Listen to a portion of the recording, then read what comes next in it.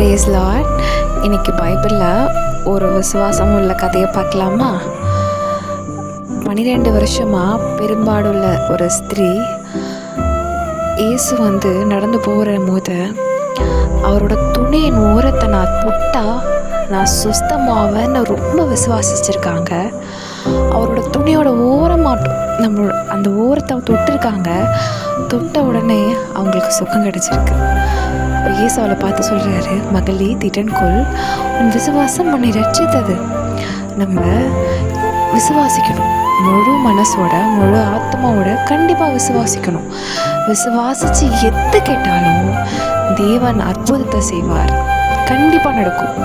நம்ம வாழ்க்கையில் நம்ம சிந்துற ஒவ்வொரு கஷ்டம், கண்ணீர், போராட்டம், தவிப்பு எல்லாத்துக்குமே என்ன கொடுப்பாரு? தேவன் இரட்டத்தனிப்பான ஆசீர்வாதத்தை கொடுப்பாரு. நம்புங்க, தேவனை விசுவாசிங்க.